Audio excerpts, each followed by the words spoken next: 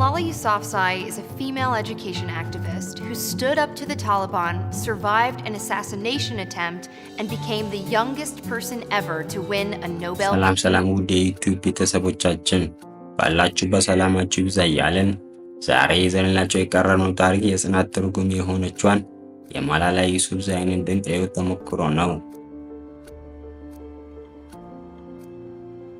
ማላላ ዩሱፍዛይ ትባላለች። ሐምሌ 12 ቀን 1997 እንደ አውሮፓውያን አቆጣጠር በሚንጎራ ስዋቲ ግዛት በፓኪስታን ተወለደች። ስሟ ከአፍጋኒስታኒቷ ጀግና ሴት ማላላ አንዱላ የተወሰደ ሲሆን ይህችን ጀግና በ1880 በእንግሊዞች ላይ በተደረገው ጦርነት የሀገሯን ክብር ለመጠበቅ ህይወቷን ሳትሰስት የሰጠችን ጀግና ሴት ነበረች። ለዚህ ነበር አባቷ ለልጇ ይህን ስም ያወጡላት። ገና በጨቅላ ዕድሜዋ በፓኪስታን ውስጥ የሴቶችን የትምህርት መብትን ለመጋፋት በቆሙትና አክራሪ አስተሳሰብን በያዙት የታሊባን አባላት ላይ በግልጽ በምትሰነዝረው ትችትና ተቃውሞ ዓለም አወቃት። ማላላ በፍትህና በእኩልነት ላይ ጽኑ እምነት ባላቸው ወላጆች እቅፍ ውስጥ ያደገች ሲሆን በተለይ አባቷ ዩሱፍዛይ በሚንጎራ ከተማ የኩሻላ ትምህርት ቤትን በመመስረት ለሴቶች የትምህርት ዕድል እንዲሰጥ አድርጓል።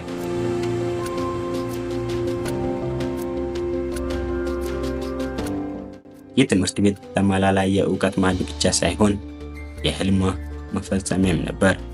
አባቷ ዘወትር ትምህርት የነጻነት ቁልፍ ነው ይሏትም ያበረታቷት ነበር። እንደ አውሮፓውያን አቆጣጠር በ2007 እጅግ ማራኪ የቱሪስት መዳረሻ የነበረው የስዋቲ ግዛት በአክራሪው መሪ አሙላና ፋዙላ የሚመራውን የፓኪስታን ታሊባን ቁጥጥር ስር ወደቀ።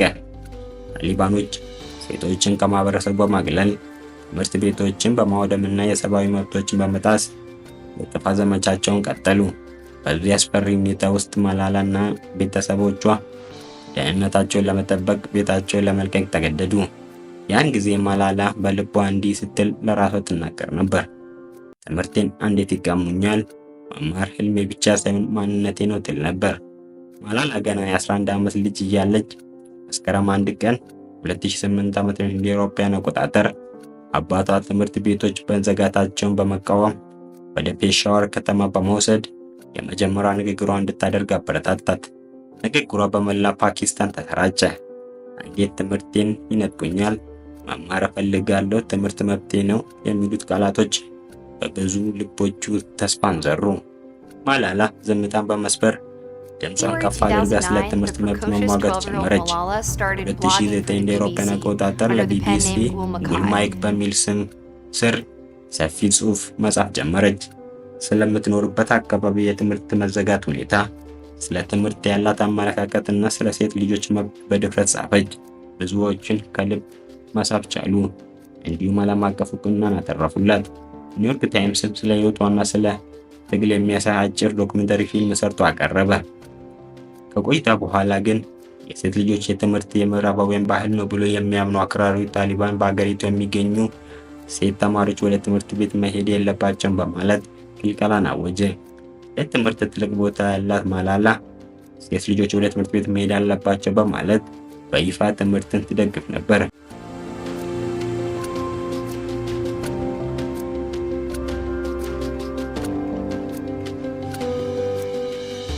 በዚህ በተጨማሪ በዛው ክረምት የአሜሪካ ልዩ መልእክተኛ ሪቻርድ ሆልብሩክን አግኝታ በፓኪስታን የሴቶች ትምህርትን ለመጠበቅ በምታደርገው ጥረት እንዲተባበሯት ጠየቀች። ከዚህ ጊዜ በኋላ ነበር የታሊባን አይን ውስጥ የገባችው። ታሊባን ጥርሱን ነከሰባት። የታሊባን ዛቻ በዚህም አላበቃም። በጥቅምት 2012 ላይ የታሊባን ታጣቂዎች ማላላ ከትምህርት ቤት ወደ ቤት በምትመለስበት ባስን አስቆመው ስሟን ጠርቶ በመለየት ግንባሯ ላይ በጥይት መቷት። ለጥቃቱም ታሊባን ኃላፊነቱን ወሰደ። አውቶቡሱ ሹፌር በፍጥነት ወደ ሆስፒታል ወስዷት ሕክምና ብታገኝም ግንባሯ ውስጥ የነበረው ጥይት ሕይወቷን አደጋ ላይ ጥሎት ነበር። ይህን አሰቃቂ ድርጊት ዓለም አቀፍ ድንጋጤን የፈጠረ ሲሆን በርካታ ሰዎችንም ማላላን በመደገፍ ከሷ ጎን መሆናቸውን አሳዩ። ከጥቃቱ በኋላም እኔም ማላላ የሚል መፈክር በዓለም ዙሪያ ተስተጋባ። ቶሎ እንድትድንም ሁሉም ፈጣሪን ተማጸነ። የተባበሩት አረብ ኤሚሬት ንጉሳዊ ቤተሰቦች የግል ጀት በመላክ ለተሻለ ሕክምና ወደ ዩናይትድ ኪንግደም ተወሰደች። ከዛም በተደረገላት የሕክምና ርብርብ ሕይወቷን ሊታደጉ ችለዋል።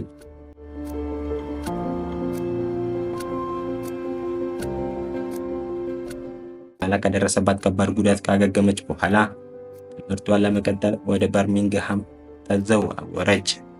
እንዲሁም በዓለም ዙሪያ የሴቶችን ትምህርት ለመደገፍ የማላላ ፋውንዴሽን በማቋቋም በብዙ ሀገሮች የትምህርት ፕሮጀክት በመደገፍ ላይ ትገኛለች። እንደ አውሮፓውያን አቆጣጠር በ2014 ማላላ ዩሱፍ የህፃናትን መብት በተለይም የሴት ልጆች ትምህርት ላይ ላደረገችው ጥረት የኖቤል የሰላም ሽልማትን ከህንድ የህፃናት መብት ተሟጋች ከሆነው ከአይሻ ሳትራቲ ጋር በጋራ ተጋርታለች። The winner of the 2014 Nobel Peace Prize, Malala Yousafzai.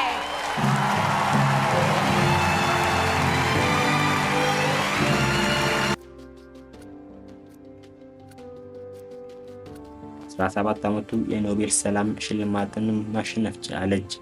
በታሪክም ትንሹ የኖቤል ተሸላሚ በመሆን ተመዘገበች።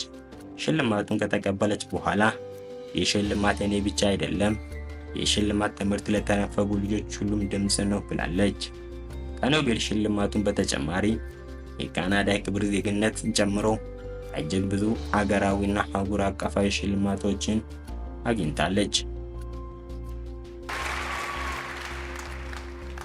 Have a seat, please.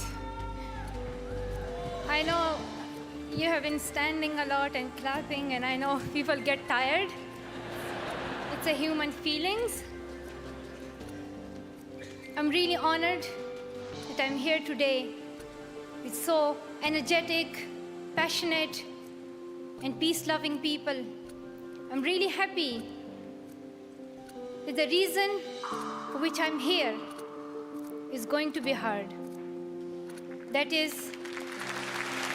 በተለያዩ ጊዜያትም የተባበሩት መንግስታትን ጨምሮ ዓለም አቀፍ ስብሰባዎች ላይም ተጋብዛ ንግግርም አድርጋለች።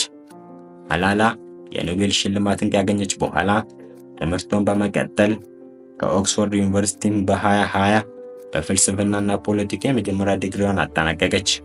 በተጨማሪም በዓለም ዙሪያ ላሉ የሰብአዊ መብት ጉዳዮች ድምጿን በማሰማትም ቀጠለች። ማላላ እስከ መጨረሻ ድረስ ለትምህርት እታገላለሁ ስትል ተደመጠች።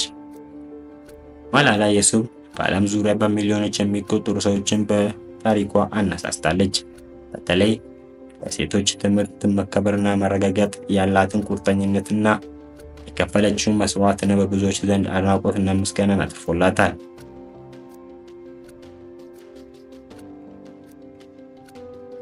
እንግዲህ ከማላላ ዩሱፍ ታሪክ የዓላማ ጽናትና ተስፋ አለመቁረጥን እንማራለን።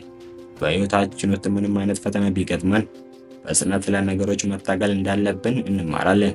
ስለ ማላላ አስደናቂ ታሪክ ያቀረብንላችሁን ይመስላል። ስለተከታተላችሁን ሁላችንም ከልብ እያመሰገንን ቻናላችንን ሰብስክራይብ በማድረግ በቀጣይ ቪዲዮ እስክንገናኝ ቸር ተመኘን።